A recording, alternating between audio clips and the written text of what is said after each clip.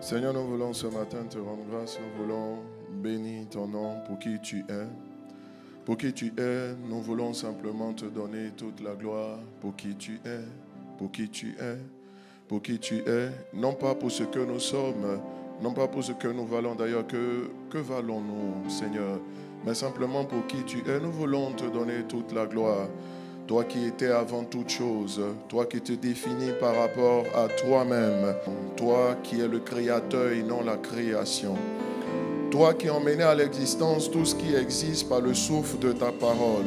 Tu as dit que la terre soit et la terre fut. Tu as dit que la lumière soit et la lumière fut. Tu as dit que les luminaires soient et les luminaires fut. Rien ne résiste au contrôle de ta parole. Lorsque tu envoies ta parole, elle enfante.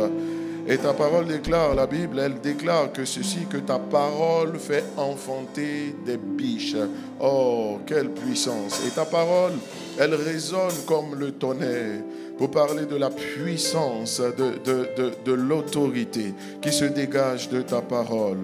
Qui est comme toi dans les cieux et sur la terre, roi incontesté et incontestable, roi unique en son genre, magistrat hors hiérarchie. Ah, nous t'aimons parce que tu es unique. Nous t'aimons parce que tu es Dieu. Nous t'aimons parce que tu te définis par rapport à toi-même. Nous t'aimons parce que personne, Seigneur, ce n'est avec l'aide ni le conseil de personne que tu agis. Les hommes ont besoin de conseils, nous avons besoin de conseillers. Et il est dit que les projets échouent faute de conseillers, mais tu te conseilles toi-même. Le Père, le Fils, le Saint-Esprit, dans une symbiose absolue, tu te conseilles toi-même. Tu donnes ta parole, le Fils véhicule ta parole et le Saint-Esprit exécute ta parole. Quel Dieu extraordinaire tu es. Quel Dieu inégalable tu es. Quel Dieu puissant tu es. Les hommes sont puissants et il existe des hommes puissants, mais tu es le seul qui, dans toute la création et dans l'univers tout entier, est le tout-puissant. Ce serait un euphémisme de dire que tu es puissant parce que tu es tout-puissant. Tu es d'une fidélité extraordinaire. Tu es d'une oh la vache. Ayava soufa anda la veille se vote. Ravas, pour qui tu es, nous voulons te louer. Pour qui tu es, nous voulons t'exalter. Avaso. Et là-bas. Matofa ayava cheve toma. Yava soufa anda la vaquete vosha. Elete kete kata arava souvent te l'envoche. Pour qui tu es, je veux te donner la gloire. Rava Soma TV. Et là, va Toma, Mama, Ibe Suva, Aile Vita. Rava Kovo Shavate. Mandeleve Suvu Tinemate. Honore ta parole, glorifie Jésus. Fais-nous assister ce matin par les anges. Nous voulons simplement te bénir, toi qui es au-dessus de tout. Et nous reconnaissons ta seigneurie. C'est pourquoi nous nous prosternons devant toi. Pour te célébrer, nous prosternons devant toi. Tu as dit ceci par la bouche de Balaam. Il a dit, lorsque je me prosterne, je vois la vision du Seigneur. Alors Seigneur, nous nous prosternons afin de voir. Nous nous prosternons devant toi afin d'entendre. Nous nous prosternons devant toi afin de télécharger ta pensée, ta parole. Nous nous prosternons devant toi parce que nous reconnaissons ta seigneurie. Nous nous prosternons devant toi parce que c'est toi qui es l'auteur de l'appel. Nous nous prosternons devant toi parce que c'est ton peuple, celui que tu t'es choisi. Nous sommes le troupeau de ton pâturage. Et Seigneur, simplement tu dis, ce n'est pas vous qui m'avez appelé, c'est moi qui vous ai appelé, afin que vous partiez, que vous portiez du fruit et que votre fruit demeure.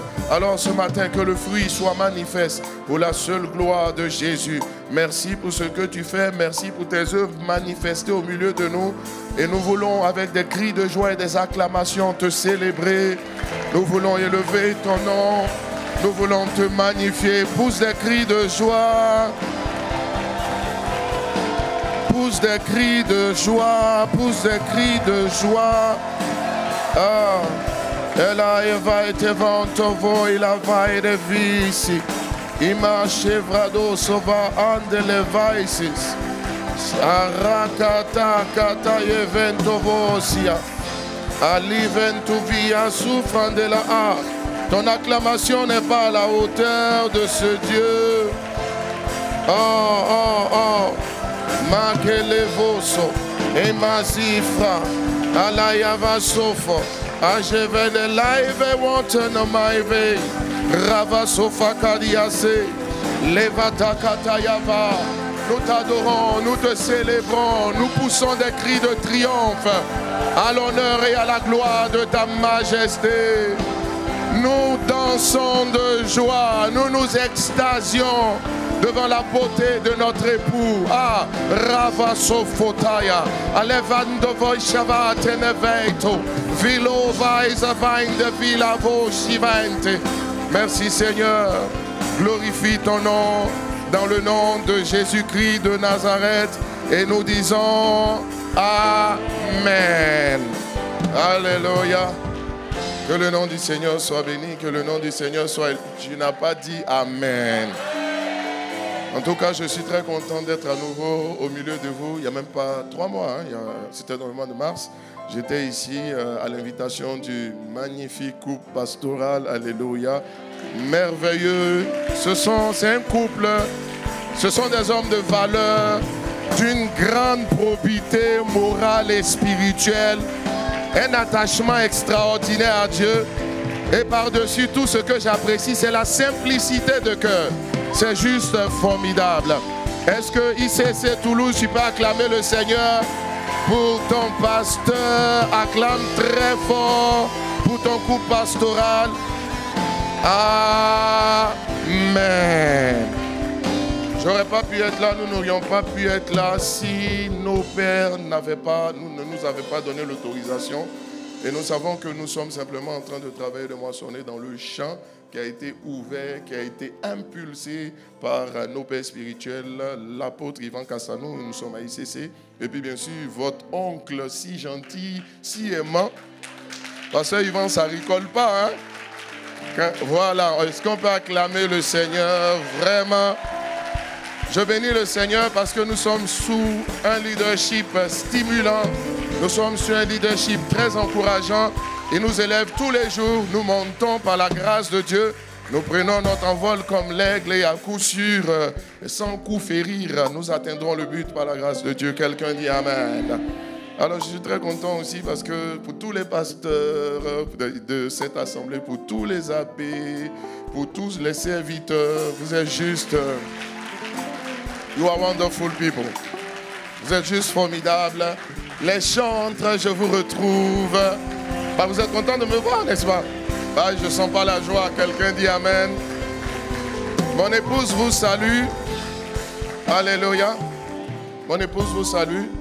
Mon fils m'a fait promettre que chaque fois que je dois aller en voyage, il me dit, il n'a pas de problème si je précise que lui, il vous salue particulièrement. Voilà. Donc, mon fils vous salue, c'est pas grave, hein? Pardonnez-moi. Voilà, normalement on ne descend pas à ce niveau. Voilà, parce que il suit là, il va me dire, mais t'as pas dit, hein? Tu vois un peu, voilà. Et enfin, vraiment, je ne suis pas seul aussi, je suis arrivé ici à Toulouse avec le pasteur David Kafo. C'est le responsable de la zone Afrique centrale de Vase d'Honneur Message de Vie. Pasteur David Kafo va lever la main pour qu'on fasse sa connaissance. Voilà, pasteur David Kafo. Il est le pasteur résident de l'église Vase d'Honneur du côté de Douala au Cameroun, n'est-ce pas? Et à côté de lui, il y a le pasteur Hervé Ngué, n'est-ce pas? Et le pasteur Hervé Ngué est le pasteur résident de l'église Vase d'Honneur du côté de Yaoundé, n'est-ce pas? Yaoundé au Cameroun également. On peut acclamer le Seigneur. Voilà. Nous sommes dans la ville depuis quelques jours et donc... nous sommes contents d'être là. Amen. On va se rasseoir. Salue ton voisin gauche, droite, devant, derrière. J'ai l'habitude de dire que lorsque je prêche maintenant, très gentiment, si tu ne souris pas, on va te backslide. Tu vois un peu, voilà. Merci au chant. On va baisser un peu la musique pour que, voilà, et que Dieu soit béni. Je peux basculer sur l'autre, c'est bon. Voilà, que Jésus soit glorifié. Je suis venu à la grâce de Dieu. Chaque année, j'écrivais 3 livres. Et j'étais au Canada récemment lorsque le Saint-Esprit m'a dit j'aurais dû être à 60 livres au moins. Et j'ai saisi la parole du Saint-Esprit et donc j'ai commencé à comprendre. Bon, je pense que j'ai sorti un livre, 7 clés pour écrire abondamment. Voilà. Mais en attendant, en 3 mois, en 1 mois du moins, par la grâce de Dieu, j'ai sorti 3 livres. Voilà. Donc, Chaque 2 semaines maintenant, il faut que je sorte un livre. J'espère qu'on m'entend très bien. Voilà, c'est la grâce de Dieu que je veux simplement honorer. Et lorsque j'étais ici, le titre que j'ai abordé avec vous, Réveille le héros qui sommeille en toi, ça produit 3 ouvrages en attendant le 4e. Voilà, le premier, c'est Réveille le héros qui sommeille en toi, l'école de l'intimité, là où se préparent les grands accomplissements. Et je tiens à dire aussi que la manière dont le message a été apporté ici, what is inside the book, ce qui est à l'intérieur du livre, it's far beyond. C'est vraiment bien au-delà de ce que nous avons touché. Et là-dedans, je vais toucher 1 ou 2 points, n'est-ce pas, qui s'attachent ici. C'est le titre, mais ce n'est pas forcément le même contenu. Voilà, c'est le titre, ce n'est pas forcément le même contenu. Donc, peut-être pour compléter l'enseignement, il te faut celui-là. Je vais toucher 1 ou 2 aspects extraits de celui-là, le tome 1. Et le tome 2, c'est Réveille le héros qui sommeille en toi, le point de bascule. Le point de bascule, n'est-ce pas? Un point de bascule ou un point de basculement, bon, c'est du français, c'est un peu ce que ça veut dire. Là, au moment où, j'ai envie de dire que là où se produit le déclic, et là-dedans, beaucoup d'éléments, par exemple, je te marque 17 façons dont Dieu parle, n'est-ce pas? Et quand on parle de visitation divine, je te parle de 4 manières dont Dieu visite les personnes, n'est-ce pas? Et un des points qui me plaît particulièrement, c'est la rencontre. Dieu te visite au travers d'une rencontre avec une parole prophétique. Lorsqu'une parole prophétique te parvient, c'est une visitation du Seigneur. Et je cite 3 autres clés là-dedans. Il est bon de savoir, on n'aura pas le temps de le développer. De toute façon, si je revenais ici un autre jour, je resterai sur ce thème d'une façon ou d'une autre. Je peux acclamer le Seigneur. Et je tiens à dire que c'est ici que tout est né après avoir été prouvé. Voilà. Le troisième, le tome 3, c'est la mentalité et le cœur de ceux qui changent la donne. Je te donne là-dedans 17 clés pour se bâtir un mental d'acier ou un mental de fer. Et je te donne 30 domaines dans lesquels il faut payer un prix. 30 domaines. Je crois que ce matin, un 31e et un 32e domaine m'est parvenu. Et donc, ce que je fais aussi, le même ouvrage, je vais le réimprimer, je vais faire des ajouts, et puis je ne me donne pas de limite. En termes de livre, il n'y a pas de rigueur particulière, donc on va procéder. Ce matin, je vais parler out of le tome 1, le tome 2, le tome 3, et puis quelques aspects du tome 2. Le tome 2, j'en avais parlé ici, mais de manière aussi différente ici. Donc, ces 3 ouvrages sont là. Et à la fin du culte, si vous voulez prendre, vous les prenez. Et puis après, ce qui va rester, on va partir parce que de l'autre côté, voilà, je crois qu'on le demande, n'est-ce pas? Que Dieu soit béni. Alors ce matin, le thème que j'aborde, c'est... On va dire le titre que j'aborde, le thème, c'est toucher le cœur de Dieu. Toucher le cœur de Dieu. Toucher le cœur de Dieu. Mon texte de base se situe en Luc chapitre 9. Ça te parle, non? Ça te rappelle quelque chose? Luc chapitre 9, verset 57. Luc chapitre 9, verset 57. C'est étrange, mais je ne prêche que ces derniers temps que sur ce passage. Parce que je me suis rendu compte que c'est là-bas la clé. C'est là-bas la clé. C'est là-bas la clé. Je l'avais développé en parlant de la nécessité de la mort à soi, du renoncement au moi. Celui qui renonce au moi, le Seigneur va se charger de le briser. Donc, quand c'est volontaire, c'est le renoncement. Quand c'est contraint, ça devient le brisement. N'est-ce pas? On en a déjà parlé. Et donc, nous allons dans le passage de Luc, donc chapitre 9, du verset 57 au verset 61. Pendant qu'ils étaient en chemin, un homme lui dit, « Seigneur, je te suivrai partout où tu iras. » Et Jésus va lui dire au verset suivant, Jésus lui répondit, « Les renards ont des tanières et les oiseaux du ciel ont des nids, mais le Fils de l'homme n'a pas un lieu où il puisse reposer sa tête. » Alors on s'en va au verset suivant. Il dit à un autre, « Suis-moi. » Et il répondit, « Seigneur, permets-moi d'aller d'abord. » Note bien le d'abord. « D'abord, ensevelir mon Père. » La suite. Mais Jésus lui dit, « Laisse les morts, ensevelir les morts, et toi, va annoncer le royaume de Dieu. » Un autre lui dit, « Je te suivrai, mais permets-moi d'abord d'aller prendre congé de ceux de ma maison. » Et Jésus va lui rétorquer ceci. Il va lui dire donc le verset suivant. Le verset suivant. Le verset suivant, Jésus va lui dire, celui qui met la main à la charrue et qui regarde en arrière n'est pas propre pour le royaume des cieux. Nous voyons dans ce passage trois individus qui manifestent le désir de suivre Jésus. Et alors, chacun de ces trois individus qui avaient la volonté manifeste de suivre Jésus, on remarque qu'aucun d'entre eux n'est parvenu justement à atteindre le but qu'ils s'étaient fixé ou que Jésus leur avait fixé au départ. Pourquoi? Parce que le premier personnage et le troisième personnage proposent à Jésus de le suivre. Donc, c'est le symbole de chacun de nous. Nous avons des objectifs, nous voulons les atteindre avec Dieu, n'est-ce pas? Avec Dieu. Et alors, le deuxième individu, par contre, c'est Jésus qui lui dit « Suis-moi ». Donc, on a deux cas de figure ici qui se présentent. Il y a Dieu qui a son plan pour nous et le Seigneur qui veut accomplir par nous quelque chose de particulier. Et de l'autre côté, nous qui, sur la base de la parole de Dieu, nous voulons accomplir pour Dieu quelque chose de significatif. Nous voulons pouvoir manifester les desseins de Dieu dans notre génération. Magnifique. Pourquoi? Parce qu'il faut savoir une chose. Soit Dieu vous parle, soit Dieu vous met à cœur. Les deux façons sont deux façons dont Dieu parle. Soit Dieu vous parle tranquillement, soit au travers de vous, il opère le vouloir et le faire. Vous avez le désir, la volonté d'accomplir quelque chose pour le Seigneur. Basé bien sûr et qui se justifie selon la parole de Dieu. Les deux approches sont valables et là-dessus on avance. Mais pourquoi est-ce que ces individus n'ont pas pu suivre Jésus? Au travers donc de la réponse que Jésus leur donne, on se rend compte qu'il y a un certain nombre d'obstacles majeurs qui ne manqueront pas de se dresser sur notre chemin lorsqu'on voudra véritablement accomplir pour Dieu quelque chose de significatif ou lorsque le Seigneur nous mettra à cœur d'accomplir quelque chose de significatif. Dans tous les cas de figure, nous avons des rêves. Dans tous les cas de figure, il y a des choses que nous ambitionnons de faire avec le Seigneur. Mais quels sont les obstacles qui peuvent se dresser sur notre chemin pour nous empêcher de réaliser nos rêves? S'il vous plaît, je le disais dans cette église et je le redis. Il y a des messages qui sont des messages d'une saison et il y a des messages qui sont ce qu'on appelle lifetime messages. Ça veut dire quoi? Ce sont des messages qui vont vous suivre toute la vie. Prends garde à ce que un des points que je vais citer ne se retrouve pas dans ta vie. Sinon, quel que soit ton zèle, quelle que soit ta détermination, je l'ai dit dans cette église, le mental à lui seul ne sera pas suffisant pour que tu puisses relever le défi. Le mental ne sera pas suffisant. Le mental est absolument indispensable. Définir une vision claire, un objectif clair, n'est-ce pas? La Bible dit que quand l'objectif est clair, il est difficile que même Dieu vous empêche de le réaliser. Souvenez-vous de Babel, Genèse chapitre 11.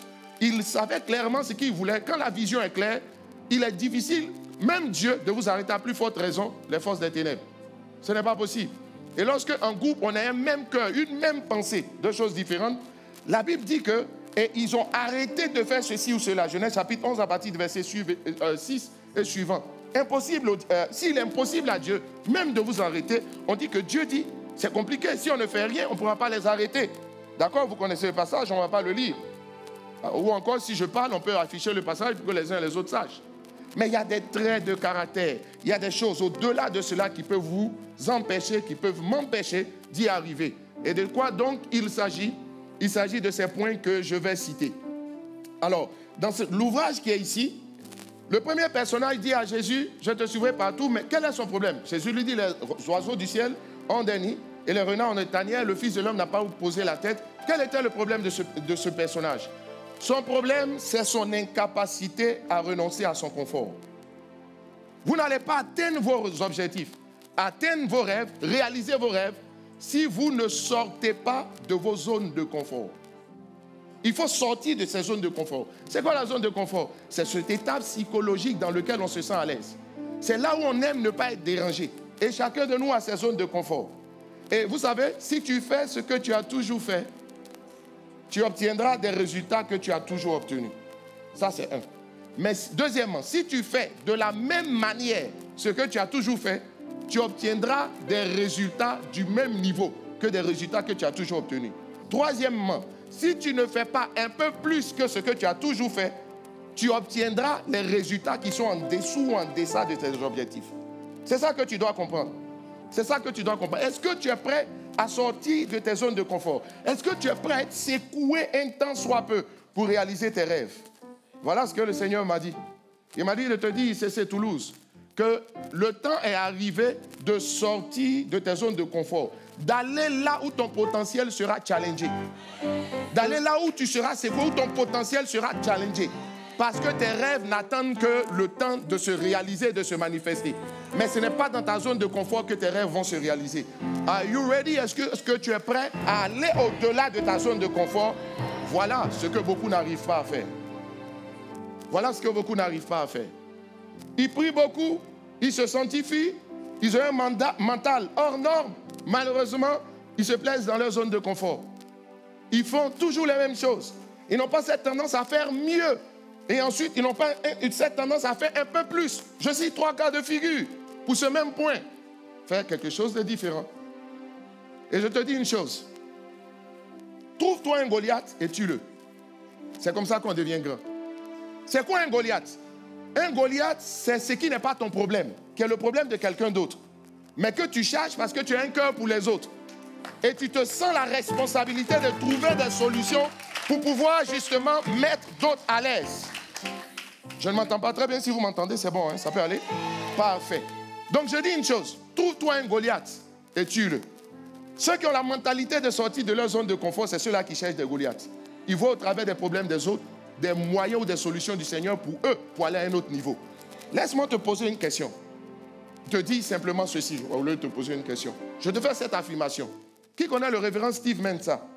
Il a déjà prêché à ICC Vase d'Honneur-Sainte. C'est aussi un proche de notre Père spirituel. Vous savez quoi? Est-ce que vous savez que même l'ONU lui a donné un diplôme? Il a été reconnu comme l'un des personnages les plus actifs en Afrique en ce qui concerne l'aide aux disabled people, c'est-à-dire les gens handicapés et tout ça.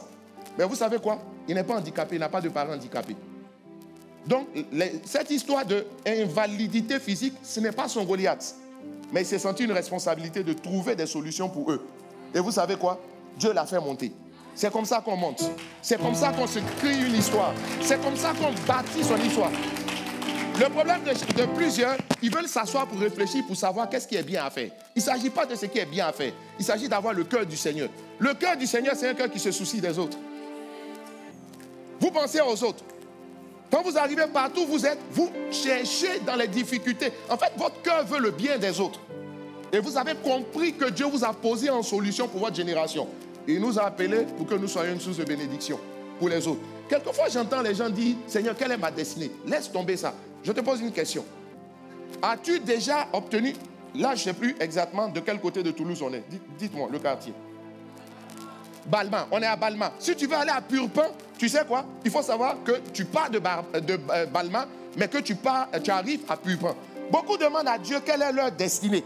Le mot destinée signifie destination. Dans le cas d'espèce, c'est Purpan, n'est-ce pas? Mais le problème, c'est que tu n'atteins pas ton point d'arrivée si tu ne sais pas d'où tu pars.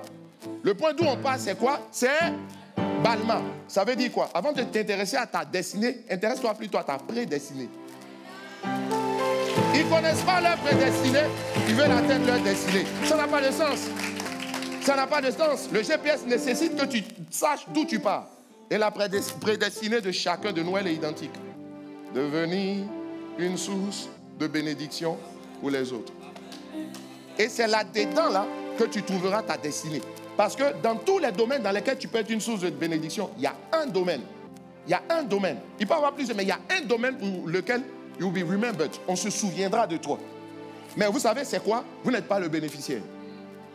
Trouve-toi un Goliath et tue-le. Affronte un problème qui est sérieux, qui concerne les autres, qui profite aux autres et par lequel tu vas te challenger parce que tu vas devoir sortir de ta zone de confort. La base, c'est d'avoir un cœur de compassion. Avoir un cœur de compassion. J'ouvre une parenthèse pour dire que beaucoup souvent disent au Seigneur, Seigneur, je veux te voir, Seigneur, je veux te voir. Mais tu veux voir Dieu comment? Tu veux le voir comment? Si tu veux voir Dieu, la Bible nous dit en Exode chapitre 34 que, en fait, il faut savoir qui Dieu est pour voir Dieu. Voir Dieu, ce n'est pas des théophanies. Montre-moi le Nouveau Testament où tu vois une apparition physique de Dieu. Dans l'Ancien Testament, fais courant. Dans le Nouveau Testament, montre-moi. Est-ce que dans le Nouveau Testament, Jésus est déjà apparu à quelqu'un sous la forme de nuée et toutes ces choses? Colonne de feu et tout ça. Tu veux voir Dieu, il faut connaître les qualités de Dieu. Dieu est compatissant, lent à la colère, riche en bienveillance, riche en bonté. Tu vois? Voilà Dieu. Tu veux voir Dieu? Vois ses qualités et manifeste-les. On n'aura plus besoin que toi tu vois Dieu, mais tu montreras Dieu. Où sont ceux qui veulent montrer Dieu dans leur génération? Voyez-vous? Là, tu t'es trouvé un Goliath, tu deviens une solution pour les autres. Les autres cherchent à voir qui Dieu est. Et tu leur dis, me voici. Jésus a dit, celui qui m'a vu a vu le Père. Il faut qu'on arrive dans la dimension où celui qui t'a vu a vu Dieu. Quelqu'un n'a pas dit amen. Donne-moi un amen plus fort ce matin. Deuxième élément, qui ne doit pas se retrouver dans ta vie si tu veux atteindre tes objectifs. S'il vous plaît. Les gens qui se sanctifient, il y en a beaucoup. Les gens qui croient qu'une foi extraordinaire, il y en a beaucoup. Les gens qui ont un mental fort, il y en a beaucoup. Mais c'est sur des petites choses que les gens se font disqualifier. Premier élément, sortir de ta zone de confort. Premier personnage, encore, je reviens sur lui. Il avait un autre problème. Vous savez quel autre problème il avait? Il était habitué au confort, peut-être, de son lit douillet. Mais il n'avait pas la capacité. Il ne pouvait pas s'adapter pour vivre dans des conditions un peu moins enviables que celles-là. Deuxième problème, incapacité à s'adapter. Le problème de plusieurs, c'est qu'ils ne savent pas s'adapter. Ils ne s'adaptent pas continuellement à leur situation. Vous savez quoi? La Bible dit, et je n'ai pas beaucoup de temps, que Dieu vient chercher une église sans tache, ni rite, ni rien de semblable. Laissez-moi vous dire, quand on parle de rite, il est question de vieillissement. Quand on parle de tâche, il est question de sanctification. Donc Dieu vient chercher à la fois une église sans tâche, sanctification, mais sans rite. Ça veut dire quoi? Mentalité de jeûne constamment renouvelée. Capacité à s'adapter. Donc quand on parle de rite, il est question, tu vois, tu peux avoir 15 ans, mais tu es ridé dans le spirituel. Parce que tu as une mentalité qui ne bouge pas. Tu ne sais pas t'adapter. Ton esprit n'est pas dynamique. Il a dit ceci, vos fils et vos filles prophétiseront. Vos jeunes gens auront des songes. Non, auront des visions. Les jeunes gens auront des visions. Voir constamment de nouvelles choses. S'adapter, n'est-ce pas, aux circonstances. Quelquefois, je ris, on donne des enseignements sur le mariage, mais les gens ne savent pas que l'enseignement qu'on donne, tu vas devoir l'adapter au type de conjoint que tu as.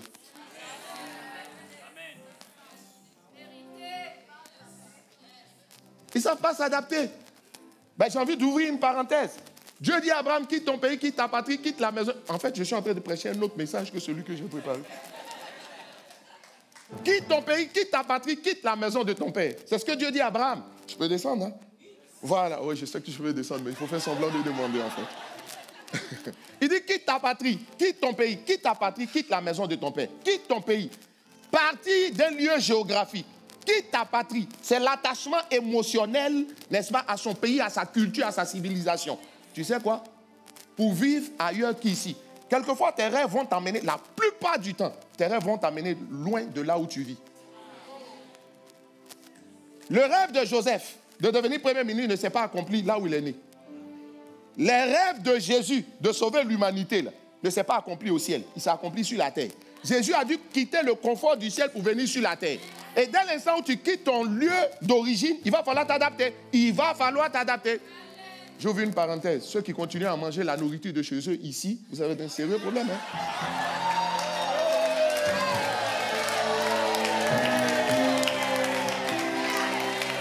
C'est un signe que tu ne t'es pas adapté. Quand j'arrive dans un pays qu'on veut me servir le repas de chez nous, on se dit c'est un Africain, un Ivoirien, on va lui servir de la tchéké. Pas moi, ça ne m'intéresse pas. Ça ne m'intéresse pas. Ça ne m'intéresse pas. Ça ne m'intéresse pas. Je m'adapte. Je vais au Canada, je dis, bah, c'est un repas, hein. Je m'excuse, c'est un repas. J'ai dit, servez-moi la poutine. C'est un repas. Ben, je m'excuse, hein, c'est un repas. Servez-moi la poutine. J'arrive à Bordeaux, c'est le cassoulet, non? C'est ici. J'arrive à Toulouse, vous voulez me donner de la tchéké? Je ne mange pas de ce pain. Servez-moi du cassoulet. Servez-moi du cassoulet. C'est quoi ces histoires d'atchéké? Je suis citoyen du royaume. Oui. Je ne viens pas de là d'où je viens. Oui. Je veux que tu saches que je ne viens plus de là d'où je viens. Un jour, j'ai dit à ma mère, elle m'a dit, t'es ivoirien. J'ai dit, maman, tu sais que je ne suis pas ivoirien. Elle dit, mais pourquoi? J'ai dit, elle dit, ton père est ivoirien? Je suis ivoirienne. Pourquoi tu n'es pas ivoirien? J'ai dit, en fait, elle dit, tu viens d'où alors? J'ai dit, je suis citoyen du royaume des cieux. Elle me dit, oublie tes histoires. Non, ce n'est pas oublie tes histoires. Deuxièmement, l'attachement émotionnel. Quelquefois, tu peux partir physiquement, mais ton cœur est là-bas. Tu vois, ton cœur est là-bas. Et puis, dis à ton cœur est là-bas. Là-bas. Bon, j'ai beaucoup de choses à dire, on va s'arrêter là. Dis à ton voisin, adapte-toi, adapte-toi. On le met dans un département. Jésus a dû s'adapter à la terre. Sinon, il vient du ciel. Mais il a dû s'adapter à la terre. Jésus a dû s'adapter à des collaborateurs bizarres. Comme Pierre, il parle quand il faut se taire, il se tait quand il faut parler. Tu vois, il fait tout sans dessus-dessous. Tu peux t'adapter. Et voilà ce que j'ai compris avec Dieu. Si tu n'es pas capable de t'adapter aux défauts de quelqu'un, tu ne bénéficieras pas de ses qualités. Et chaque individu vient avec des défauts et des qualités. J'ai dit une chose au Seigneur. J'ai dit au Seigneur, Seigneur, je refuse d'être en train de prier pour ce pourquoi tu m'as déjà répondu. Et c'est ce que beaucoup font, parce qu'ils refusent de s'adapter. Dès que quelqu'un a un côté bizarre, ils oublient qu'il a un côté qui est bien. Adapte-toi au défaut d'une personne, tu profiteras de ses qualités. Yes. Qui est prêt à ça, tu vois, c'est la vieille mentalité. Des jeunes de 18, 19, 20 ans, 32 ans, ils sont ridés. Mais vous savez pourquoi? Parce que l'esprit ne bouge pas. Ils sont figés. Il n'y a pas de dynamisme dans leur manière de penser. Mais je sais que ce n'est pas de toi qu'il s'agit. En fait, quand je dis tu n'as pas dit Amen, en fait, ça veut dire que tu as dit Amen qui ne ressent pas un Amen. Donc, dis l'Amen un peu plus fort. Adapte-toi. Adapte-toi. Sors de ta zone de confort. Deuxièmement, adapte-toi. Deuxième personnage. Sinon, il y a un troisième point que je peux citer par rapport à ce premier personnage. Quand toutes les commodités ne sont pas créées, il ne peut rien faire. Il ne peut pas rien faire. Il ne peut rien faire. Je te cite le deuxième personnage. Quel est le problème que le deuxième personnage avait? Il dit à Jésus, permets-moi d'abord. Dis avec moi d'abord. Le troisième personnage dit aussi, permets-moi d'abord. Mais la question que je me pose, le deuxième personnage, on peut le comprendre. Ce n'est pas lui qui a dit qu'il voulait suivre Jésus. C'est Jésus qui lui dit, suis-moi. Mais le troisième personnage, c'est lui-même qui vient trouver Jésus. Il dit, je te suivrai partout. Et puis, Jésus dit, bon, on y va. Et puis, il dit, permets-moi d'abord. Ça veut dire quoi? C'est ceux dont Dieu n'est pas la priorité. C'est ceux dont Dieu n'est pas la priorité. Si Dieu n'est pas ta priorité, si tu ne fais pas de Dieu ta priorité, il ne fera pas de ton cas sa priorité. Oui. J'entends des gens dire, Seigneur, mon cas est urgent. Ton cas est urgent. Si tu ne fais pas de lui ta priorité, ton cas là, il est urgent. Mais je vous pose la question. Quelquefois, ton cas est urgent et puis tu es sur une liste d'attente, non? Comment savoir que Dieu est ta priorité? 7 clés. 7 clés. 7 clés pour savoir si Dieu est ta priorité. 7 clés. Je t'en donnerai 2 ou 3. Rapidement pour que je passe. Première clé, si Dieu est ta priorité, pour les choses qui concernent Dieu, en fait, ce qui est ta priorité peut te faire perdre le sommeil. Peut te faire passer des nuits blanches. Depuis combien de temps tu as passé des nuits blanches pour ton département? Depuis quand tu as passé des nuits blanches pour les âmes non converties de ta famille? Depuis quand tu as passé des nuits blanches, tu es là, tu réfléchis, tu pries, tu cries à Dieu pour que justement un de tes collègues, un de tes voisins, Toulouse puisse être gagné à Jésus. Comme je dis, un Goliath, c'est un problème qui n'est pas ton problème. Tu vois, que Toulouse soit gagné. Ce n'est pas que toi, tu as ton bien-être. Il dit, priez pour la paix de l'endroit où vous vivez. Parce que votre paix dépend de sa paix. Depuis combien de temps? Depuis combien de temps? Est-ce que Dieu est ta priorité? Depuis combien de temps, n'est-ce pas, tu as perdu le sommeil à cause des choses de Dieu? Quand? Si tu n'as jamais perdu, si quelque chose est ta priorité, tu peux perdre le sommeil. Passer des nuits blanches à cause de cela. Je te donne une deuxième clé. Si quelque chose est ta priorité, ce qui est ta priorité, tu le mets avant tout. Si tu ne le mets pas en premier, ça ne veut pas dire que tu le mets exclusivement. Tu le mets avant tout. Il dit cherchez premièrement le royaume. Et le reste vous sera donné. Dieu n'a pas de problème avec le reste. Mais il a un problème à ce que tu mettes le reste avant le royaume. Mais quand on se lève, mon travail, mon mariage, la seule chose qui te fait perdre le sommeil, c'est que tu n'es pas encore marié. Ce qui te fait perdre le sommeil, c'est que tu n'as pas les ressources financières qu'il faut. Ce qui te fait perdre le sommeil, tu sais que tu n'as pas trop bossé pendant l'année scolaire, tu sens que tu n'es pas... Bon. Si Dieu, c'est chaud là. Si Dieu ne fait pas grâce, C'est chaud. Tu vois? Et ça, tu peux perdre le sommeil pour ça. Oh Seigneur, jusqu'à quand? Mais depuis quand tu as perdu le sommeil? Seigneur, jusqu'à quand pour la croissance de l'Église? Jusqu'à quand? Toulouse est une ville qui est devenue la 3e ville de France. Calcule la population. Et puis vois le travail qu'il y a à faire. Si elle est devenue la 3e ville, il faut savoir aussi que dans le spirituel, les gens aussi l'ont mis en priorité. Mais où sont les fils du royaume? Où sont les fils du royaume? Qu'avons-nous fait? Si quelqu'un est ta priorité, Dieu est ta priorité, je vais t'aider. Ça veut dire que ce qui est ta priorité, c'est ce à quoi tu penses avant tout. Et c'est ce à quoi tu penses après avoir pensé à tout. C'est ce à quoi tu penses avant tout et c'est ce à quoi tu penses après avoir pensé à tout. Je te pose la question. Quelle est la dernière pensée qui t'anime avant d'aller t'endormir? C'est Christ, c'est son œuvre ou bien c'est toi? Quelle est la première pensée qui te vient quand tu te réveilles? Quelle est la dernière personne à qui tu parles avant de t'endormir? Quelle est la première personne à qui tu t'adresses quand tu te réveilles? C'est tout sauf le Seigneur. Chez moi, à la maison, avec mon épouse, on a une routine. Je lui dis, quand je n'ai pas encore parlé au Seigneur, tu ne m'adresses pas la parole là. Mais gentiment, quoi. Tu vois? Gentiment. Donc, quelquefois, elle me regarde quand je suis comme ça. Elle dit, non, il n'a pas encore fini de parler. Tu vois? Oui, c'est de ça qu'il s'agit. Tu veux que je te donne les 3 ou 4 autres éléments? Amen. Ici et ici. Prenons le deuxième personnage. On y va. Donc, Dieu doit être ta priorité si tu veux atteindre le but. Parce que vous savez quoi? Ça ne dépend ni de celui qui veut, ni de celui qui court, mais de Dieu qui fait grâce. Ça veut dire quoi? Ça veut dire que simplement, on dit, ça ne dépend pas de celui qui veut. Ta volonté n'est pas suffisante si la grâce de Dieu te fait défaut. Mais la grâce, Dieu la donne à ceux qui font de lui sa priorité. Deuxièmement, on dit que ça ne dépend pas de celui qui court. Courir est une capacité. Ça veut dire que tu peux avoir les capacités et ne pas atteindre le but. Mais c'est Dieu qui fait grâce. La Bible dit la victoire appartient au Seigneur. La victoire. Cette année, j'ai fait une prière. J'ai dit à l'église, au centre de la foi, très juste que je dirige, tous les examens, les enfants, 100%. Mon épouse me dit, mais c'est pas possible. Je dis, mais comment c'est pas possible? Elle dit, et ceux qui savent, elle a parlé avec 2 frères de l'église, 2 enfants, ils savent qu'ils n'ont pas bien travaillé à l'examen. Je lui ai dit, mais tu ne sais pas qu'en corrigeant les copies, on peut se tromper. Mais je te pose une question.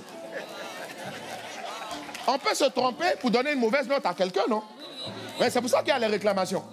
Donc on peut se tromper pour lui donner une bonne note. Ben, qu'est-ce que tu veux? Tu n'as pas dit amen. Donne un bon amen à Jésus. Oui, oui. Deuxième personnage, un autre élément que je veux faire ressortir. La parole te fait-elle du bien? Deuxième personnage, encore.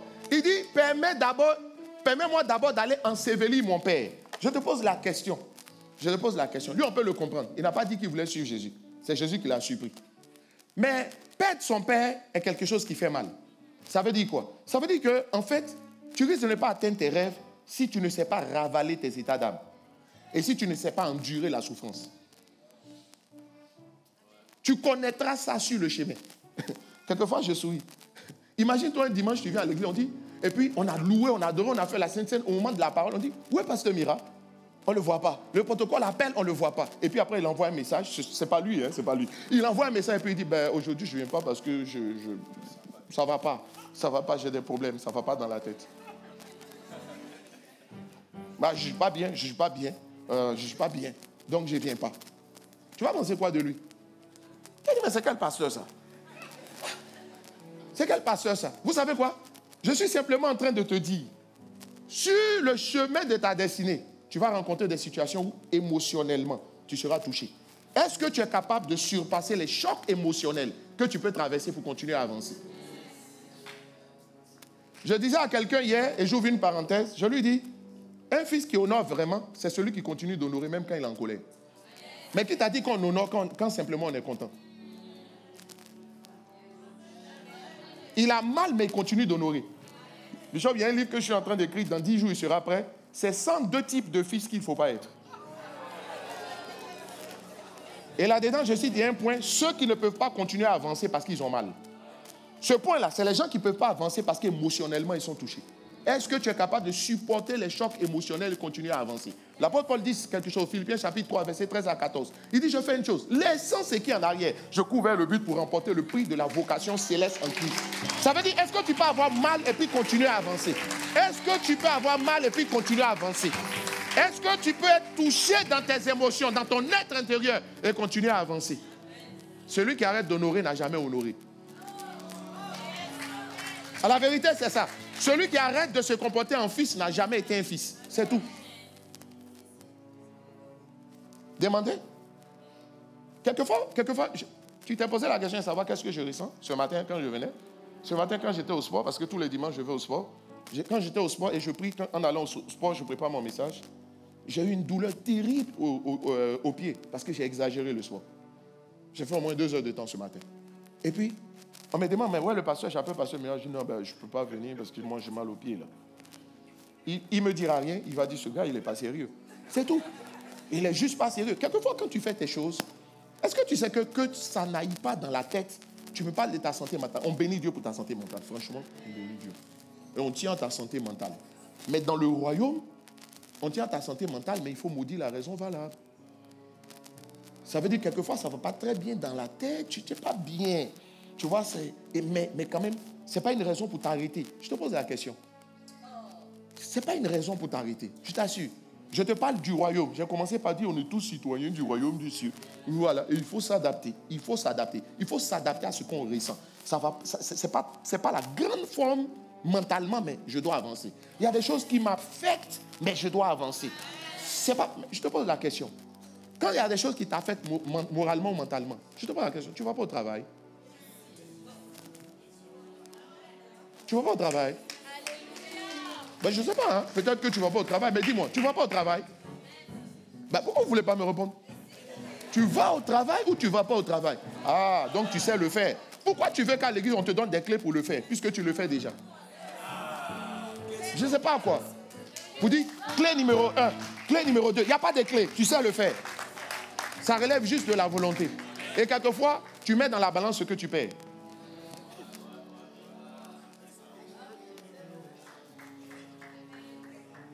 Quand on va te donner 80% de ton salaire, ou 50%, tu vas comprendre que les factures, ça ne rigole pas. Tu vois? Et quand tu penses à tout cela, tu te lèves pour partir. Et je dis, l'Occident même forme les gens à être des durs au mal. Oui. Tu n'as personne pour t'aider. Tu peux payer la nounou. Gloire à Dieu, je sais que ça va chez toi. Ouh là là, on bénit le Seigneur. Mais je te pose.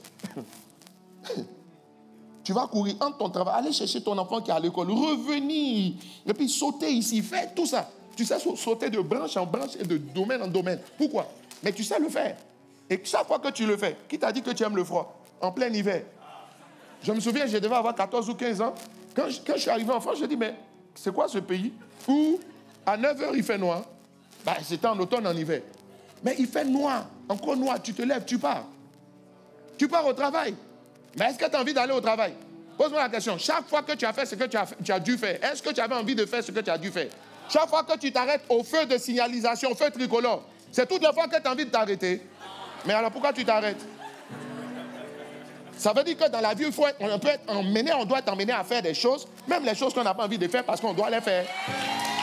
Tu as mal, mais tu dois avancer. C'est compliqué, mais tu dois avancer. Tu n'es pas trop bien dans la tête, mais tu dois avancer. Dis à ton voisin, avance. Maintenant, je ne te sens pas très bien ce matin. Dis-lui, avance, avance. Le même deuxième personnage avait un autre problème. Ce personnage dit, permets-moi d'abord d'aller enterrer mon père. Ça veut dire quoi? Vous savez pourquoi il dit, permets-moi d'aller d'abord enterrer son père? Parce que imagine-toi que son père est dans la ville. Son père est décédé, il est dans la ville et puis il s'en va. Vous savez le problème qu'il a? Les quand dira-t-on. Les quand dira-t-on vont te faire vivre. Fais attention.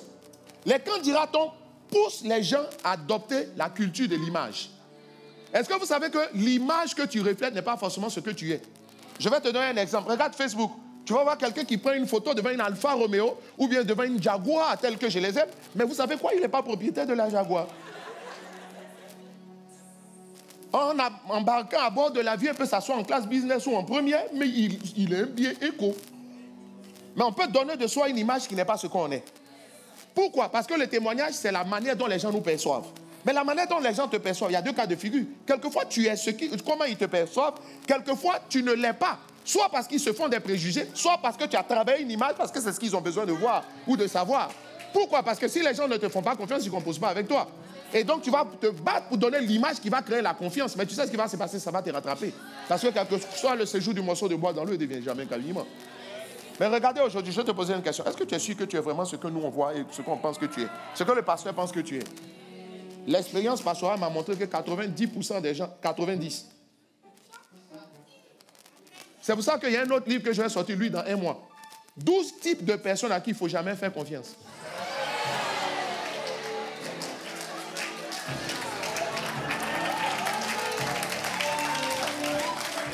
Ouais. Et j'ai tous les versets bibliques pour le montrer. Bishop, personne ne va réaliser de grandes choses s'il n'a pas une bonne équipe autour de lui. Malheur à toi si tu t'attaches à la mauvaise personne. Imagine-toi que tu as un rêve, tu as une vision, tu te bats, mais ton comptable est voleur comme Judas. Mais vous savez, quelquefois, il vaut mieux un seul voleur que plusieurs voleurs. Et je dis que Jean 20, verset 21, il dit, de même que le Père m'envoie, moi je vous envoie. Ça veut dire tout ce qui est arrivé dans le ministère de Jésus va t'arriver. Ça veut dire forcément chacun de nous aura un comptable voleur. Pas eux tous.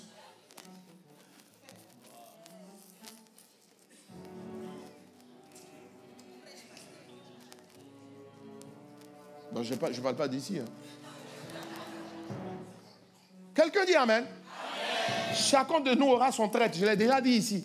Mais je te pose la question. Ici.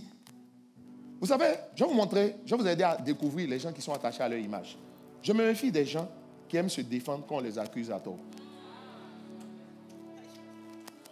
Généralement, c'est un signe que les gars, là, ils sont attachés. En fait, il ne s'agit pas de... Il ne s'agit pas de faire parler. Il ne s'agit pas de... Attends, comment je veux le dire? Regarde, laisse ton témoignage parler. Mais ne fais pas parler ton témoignage. Voilà, c'est ça que je voulais te dire. Il faut laisser ton témoignage parler. Tu vois, il y a des gens qui forcent pour faire parler leur témoignage. C'est ceux-là qui veulent montrer qu'ils sont corrects. Ça dit, il veut te montrer qu'il est correct. Tu n'as pas besoin de me montrer que tu es correct. Mais il faut juste être correct. Et puis on va le constater. Généralement, Joseph, je te pose la question. Est-ce qu'on a lavé la réputation de Joseph? Est-ce que Dieu a atteint avec lui le rêve qu'il avait prévu d'atteindre? Oui, il est devenu premier ministre en Égypte. Est-ce que c'est avec Madame Potiphar? Avait-elle raison ou tort? Elle avait accusé à tort. Mais je te pose la question. Tu as déjà vu Dieu prendre son temps pour laver la réputation de Joseph? Quand Joseph est devenu premier ministre, Potiphar était devenu inférieur à lui. Il pouvait maintenant commander un autre procès où son image allait être lavée, il avait les moyens. Il ne l'a pas fait. Il s'en foutait de son image. Vous savez pourquoi? C'est ça l'image de ceux qui sont morts à eux-mêmes. Ceux qui ne sont pas morts à eux-mêmes, il faut que, quelquefois, tu les vois se défendre. Quand tu as un peu de maturité, tu souris. Tu comprends que ce gars-là, il n'est pas tout ce qu'il montre qu'il est. Parce qu'il est trop attaché. Dites de moi, vous savez quoi? Je vais te dire quelque chose que le Seigneur m'a dit à une période de ma vie. Il dit, fais tout pour être correct. Mais si on t'accuse de ce que tu n'as pas fait, laisse le temps révéler que c'est faux.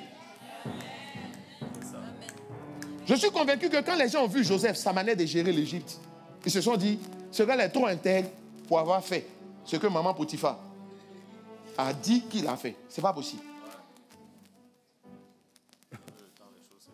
Avec le temps, les choses se règlent. Mais regarde comme tu te défends. Deuxièmement, pour savoir ceux qui sont attachés à l'image, quand on attribue à quelqu'un d'autre les exploits ou les mérites des exploits qu'eux, ils accomplissent. Il faut voir comment ils veulent se battre pour dire que c'est eux qui ont fait. Maintenant, je te pose une question. Dieu va permettre que toi, tu travailles. Regarde au service. Tu travailles, mais c'est ton patron qui présente le travail. C'est ton patron, on va féliciter. Quand on félicite ton patron, puis tu t'assois dans ton cœur, tu dis, mais est-ce que les gens là, ils savent même que c'est moi, c'est moi. Tu vois, c'est ton nom. C'est ton nom qui est le problème. Ça engendrait les hypocrites dans l'église. Ça engendrait des gens qui ne sont pas vrais. Mais comme tu n'es pas vrai, quand Dieu donne au ciel des ordres aux anges de venir vers toi, quand ils arrivent, ils trouvent une personne qui n'est pas celui-là, qui a le signalement que Dieu leur a donné. À répéter. C'est-à-dire, on a dit que quand tu arrives, elle est comme ci, comme ça. Quand l'ange vient, il dit, mais on a c'est pas celui que j'ai vu. Hein. Et puis il repart. Et puis tu continues à prier. Tu continues à jeûner. Tu vois? Parce que tu n'es pas ce qu'on dit que tu es. Laissez-moi vous dire une chose. À quel moment, je vais parler des hommes de principe. Je ne parle pas des hommes qui sont attachés à l'image. Il y a une différence. Tu vois? Il y a une différence. Tu es un homme de principe quand tu arrives au point où tu mets tes principes au-dessus de ta vie. Si tu n'es pas capable de mettre tes principes au-dessus de ta vie, et Dieu a mis sa parole au-dessus de lui-même, disent les Écritures en Jean chapitre 12, tu n'es pas un homme de principe. Mais si tu es un homme de principe, qu'on veut te prendre pour ce que tu n'es pas, ce n'est pas grave. Ce n'est pas grave. Vous savez quoi? Dieu élève ceux qui sont morts à eux-mêmes. Pourquoi vous êtes tous calmes comme ça? C'est pas intéressant? Yeah. Yeah. Même Jésus, on dit, il chasse les démons par Belzébul. Tu as déjà vu Jésus faire réunion pour dire qu'en fait, lui, c'est pas le Saint-Esprit? Vous dites que non, les gars, c'est pas par Belzébul, hein. C'est pas le Saint-Esprit. Pourquoi vous êtes si prompt à répondre aux gens sur Facebook quand ils s'attaquent à vous? Ça vous brûle dans votre cœur que la vérité soit restituée. La vérité ne fait pas de bruit. On ne fait pas parler la vérité. Elle parle d'elle-même. Un autre point que je veux toucher, un autre point, troisième personnage. J'essaie d'aller vite. Troisième personnage, il va dire à Jésus, Jésus va lui dire, il va dire à Jésus, je te suis. Et Jésus lui dit, celui qui met la main à la charrue et qui regarde en arrière n'est pas propre pour le royaume des cieux. Ce monsieur, qu'est-ce qu'il voulait faire? Aller prendre congé des gens de chez lui. Laisse-moi te poser une question. En fait, quel est le problème que ce monsieur avait? Il allait chercher l'approbation des siens avant de suivre Jésus. Et il a pris un engagement. Il dit, je n'ai pas encore demandé à papa, à maman, à mes cousins, à mes cousines, à mes amis sûrs. Je ne peux pas partir comme ça. Jésus attend, je vais aller chercher leur approbation. Quand ils vont me la donner, je vais te suivre. Est-ce que vous savez qu'il y a beaucoup de gens dans la vie, peut-être même toi, tu es en train de poursuivre les rêves de quelqu'un d'autre? Mais pas tes propres rêves, parce que tu as toujours vécu dans la recherche de l'approbation des gens, de ton entourage. Si Jésus avait cherché l'approbation des siens, jamais il n'allait sauver l'humanité. On dit fils de charpentier. Oh, lui, il était le bishop qui est venu sur la terre pour sauver l'humanité. Quand on dit fils de charpentier, une fois, deux fois, il dit, les gars, bye bye, je m'en vais d'où je viens. Il n'a pas cherché l'approbation. L'apôtre Paul dit, il n'a consulté ni la chair ni le sang quand il a eu connaissance de son appel. Il a foncé, il est parti. Est-ce que je suis en train de dire qu'il ne faut pas prendre de conseils? Mais si, il faut prendre des conseils. Les projets échouent faute de conseiller. Mais le problème, on prend les conseils, mais qu'est-ce que Dieu t'a dit? Qu'est-ce que Dieu t'a dit? Qu'est-ce que Dieu t'a dit? Qu'est-ce que Dieu t'a dit? Il y a des gens qui sont devenus, tu as épousé celui que tu as épousé parce que dans la recherche de l'approbation, on t'a orienté ailleurs. La recherche de l'approbation des hommes va te faire changer d'avis, va te faire prendre des directions qui sont très loin des plans de Dieu, vont te faire combattre des combats qui ne sont pas les bons combats parce que ce n'est pas les combats que Dieu a voulu que tu combattes. Mais tu sais pourquoi tu es si attaché à la recherche de l'approbation? Tu cherches tant l'approbation. Qu'est-ce que les autres ont à dire sur la base de ce que toi tu veux faire? Tu sais pourquoi? C'est parce que dans le fond, tu as des problèmes sérieux d'estime de toi-même. C'est parce que dans le fond de toi-même, en fait, tu ne te fais pas confiance. C'est parce qu'au fond de toi-même, certains ont été surprotégés. Donc, ils ne savent pas prendre de décisions pour eux-mêmes. C'est ceux-là qui, une fois arrivés à l'église, veulent que le pasteur décide pour toi. Mais nous, on n'est pas là pour te manipuler. On n'est pas là pour te dire ce qu'on a. On est là pour t'aider à affermir tes propres décisions. Qu'est-ce que tu veux pour toi-même? Qu'est-ce que tu veux pour toi-même? Qu'est-ce que tu veux pour toi-même? Qu'est-ce que tu veux pour toi-même? Qu'est-ce que tu veux pour toi-même? Il me reste... Ok, il me reste quelques minutes. C'est fini, là? Ok, je touche juste un autre point. J'ai pas de problème. Définitivement. Ah, il me reste 6 minutes. Ok. Quelqu'un dit amen. Je trouve la question. Qu'est-ce que tu veux pour toi-même? Qu'est-ce que tu veux? Qu'est-ce que tu veux? Qu'est-ce que tu veux? Il y a certains qui sont en train d'étudier les sciences alors qu'ils auraient voulu étudier le droit. Et après, quand ils finissent de faire les sciences, s'ils sont bons, ils sont allés jusqu'au bout. Maintenant, ils sont dans le domaine des sciences ou des IT. Et vous savez quoi? Dans le cœur, ils sont malheureux. Pourtant, ils ont de bons salaires. Tu ne trouveras jamais le bonheur hors de ton couloir. Et ton couloir, tu le discerneras très difficilement, justement, quand tu t'attaches, quand tu le discerneras difficilement si tu écoutes les autres plus que le Saint-Esprit lui-même pour toi. Si tu ne sais pas ce que tu veux pour toi-même, si tu ne sais pas prendre des décisions pour toi-même.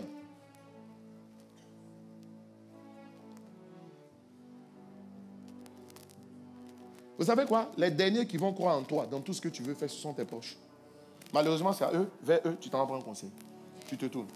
Vous savez quoi? Parce qu'ils te connaissent. Ils t'ont vu. Imagine-toi, Jésus, fils du charpentier, tu as bien dit, tu es venu nous sauver. Mais comment ça? Et puis, imagine-toi ces amis de jeu. On joue ici ensemble. À partir de quel moment tu es devenu sauveur? Tu vois? À partir de quel moment? Ou bien après des charpentiers à la terre, ou bien comme tu es charpentier que tu travailles, le toit des maisons, tu penses que tu es devenu élevé. Mon gars, nous tous on est ici, à Toulouse, on a pur pan. Hein? On est ici, on se connaît là. C'est quoi ton truc? C'est quoi ton truc? Tu dis quoi? Dieu t'a appelé. Tu dois changer. Tu es la solution pour tous les malentendants. Toi, depuis quand? Ça a commencé quand? Comment ça se fait?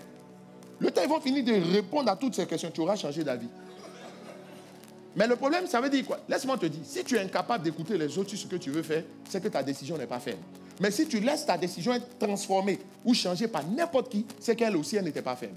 Tu ne savais pas ce que tu veux. Quel est le sens de l'équilibre que tu as?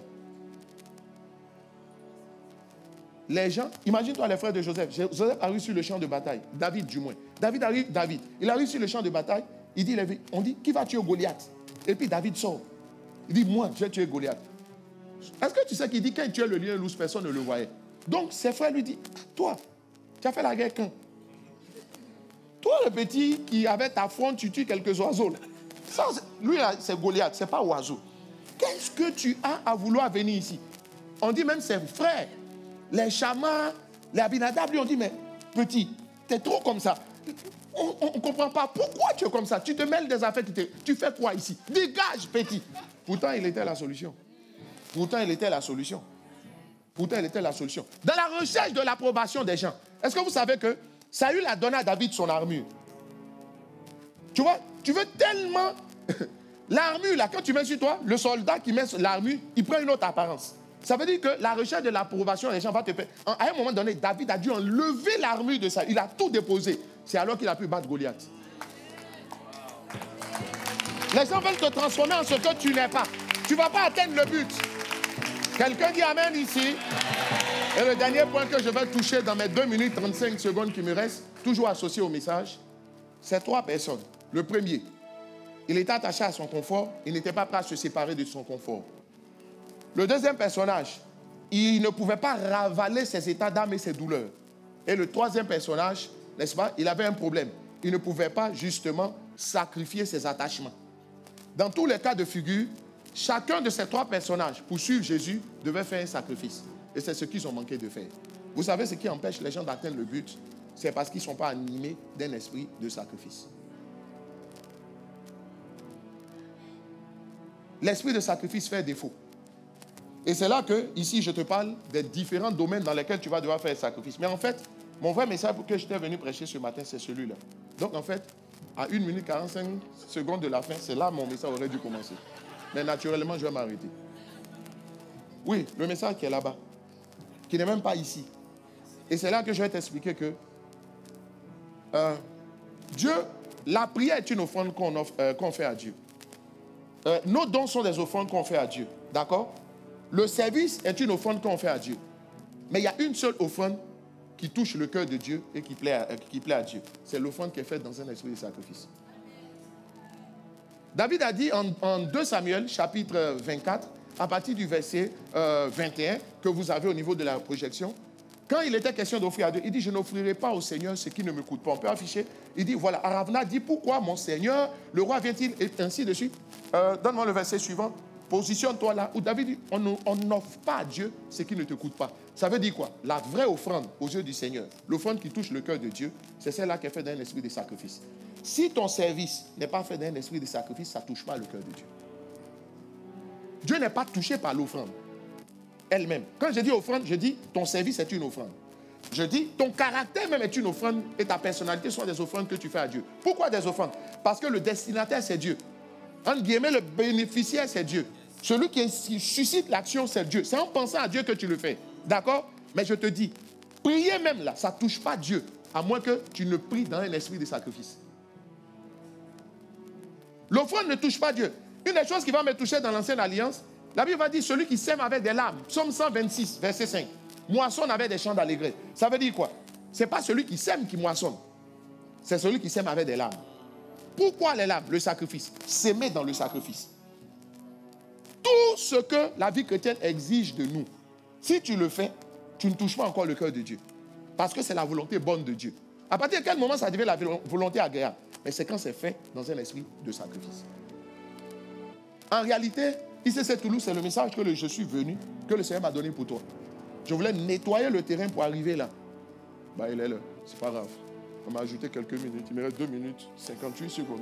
Et je vais m'arrêter. Mais après ces 2 minutes 58, je suis venu te dire, est-ce que tu pries d'un esprit de sacrifice? Comment on saura que tu pries d'un esprit de sacrifice? En fait, c'est lorsque...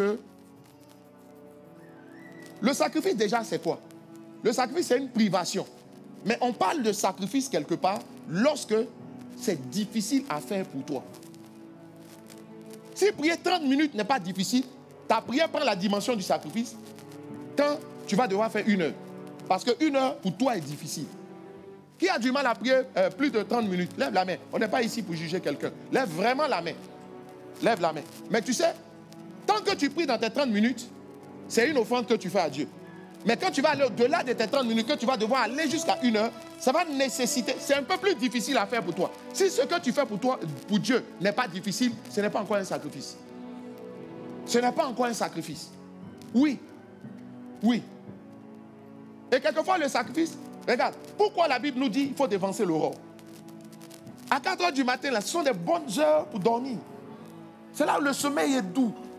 Bon, on ne dit pas ça, hein? Le sommeil est intéressant. Tu vois, le sommeil est intéressant.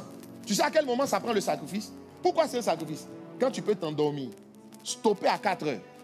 Au moment où c'est difficile de se réveiller à 4 heures, te réveiller, prier, et s'il le faut, aller te rendormir. Là, c'est un sacrifice. Là, c'est un sacrifice. Là, le cœur de Dieu est touché. Là, le cœur de Dieu dit, il a fait un peu plus. Là, le cœur de Dieu dit, il a fait mieux. Faire plus, faire mieux, aller au-delà de ses limites. Se surpasser.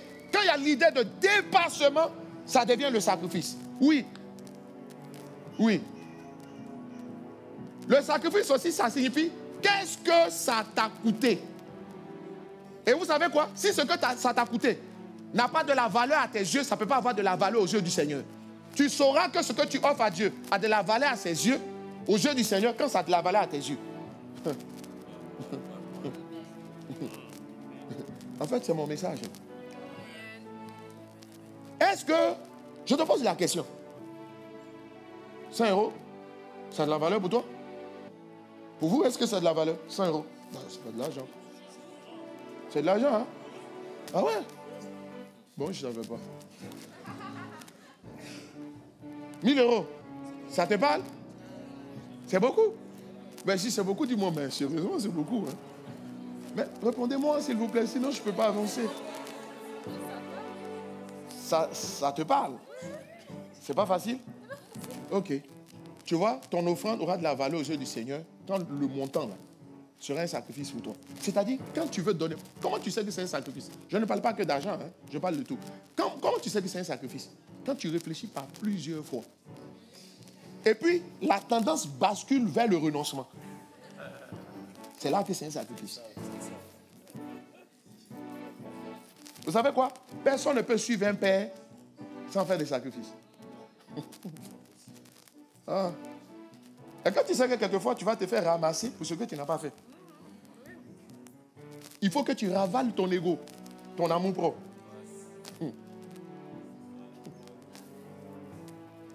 Si tu l'as fait, on peut comprendre. Quelquefois, tu n'as pas fait. Quelquefois aussi, tu l'as fait.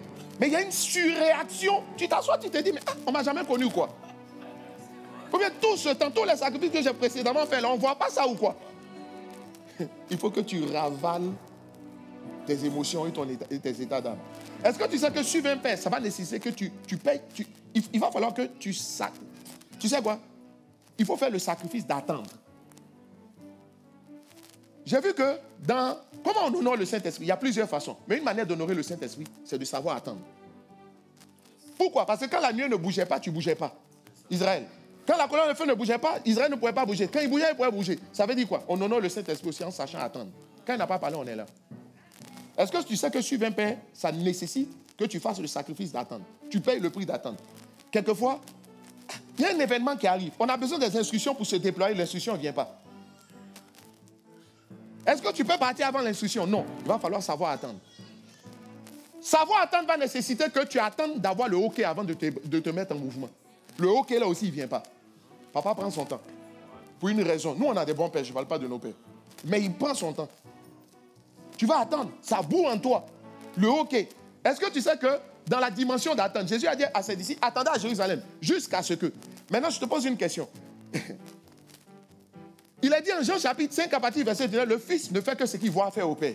Ça veut dire que le Fils doit attendre que le Père ait fait avant qu'il le fasse. Ça veut dire que si ton Père n'a pas encore prêché sur les anges, que toi tu as une révélation sur les anges, tais-toi. Tu peux attendre. Quand on parle, tu penses que c'est facile. Tu peux attendre. Tu peux attendre. Si ton père n'a pas encore écrit, gloire à Dieu, nos pères ont écrit, et que toi tu as déjà écrit, on dit, le fils fait ce qu'il voit faire au père. Si tu sors ton livre avant le père, tu n'as pas vu faire au père.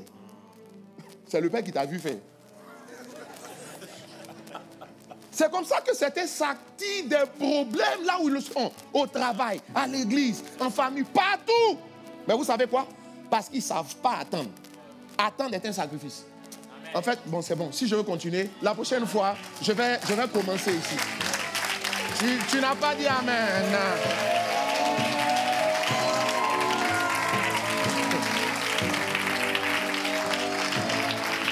Tu sais quoi? Mes premiers livres, je les ai écrits en 2010, 2011, 2012. Mais je les ai sortis en 2015.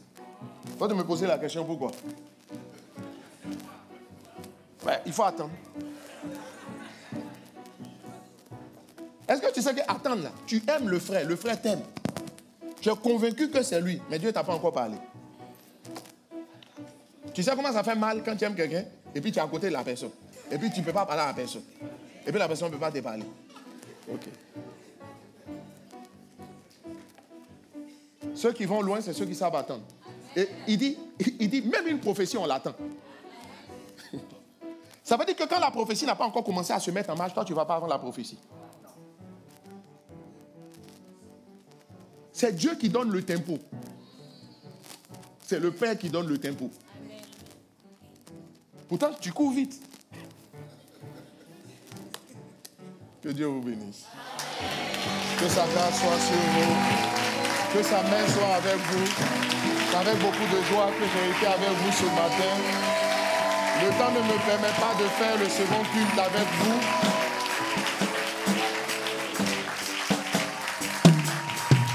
Donc j'ai préparé le message pendant 2 heures de temps pour rien. Hein? Pas pour rien. Au moins, c'est là. Ça m'a permis de définir une autre notion. Ça fait maintenant 103 types de fils qu'il ne faut pas être. Un fils qui ne sait pas attendre. C'est différent d'un fils impatient, s'il vous plaît. C'est pas pareil. Et j'allais te le montrer. Comment? Tu sais, savoir attendre, c'est savoir attendre son heure aussi. Tu sais que tu es dangereux. Tu sais que, quelquefois, tu dis, donnez-moi la plateforme. Vous allez savoir au travail que je suis cuit, que je suis chaud bouillant. Et puis, on ne te donne pas. Ouais. Pourquoi la Bible dit un héritage à qui promptement ne profite pas quand vient le temps? Il y a le temps de la prophétie. Il y a le temps de ta réussite. Il y a le temps de ton projet. Or, nous, on pense que quand je suis prêt, en termes de compétences, que je réunis tous les efforts, c'est que c'est le temps. Ce n'est pas encore le temps. Le temps doit être donné. Depuis quand les athlètes qui courent sur un stade, c'est eux-mêmes qui donnent le top et puis ils commencent à courir. C'est quelqu'un d'autre. Ce quelqu'un d'autre, c'est Dieu et ton Père. Que Dieu vous bénisse. Les livres sont là, vous pouvez vous les procurer. Je vais rester quelques minutes, le temps que vous preniez les livres que vous voulez prendre. Et puis, je vais devoir partir avec le reste. Que Dieu vous bénisse. Que sa grâce soit avec vous.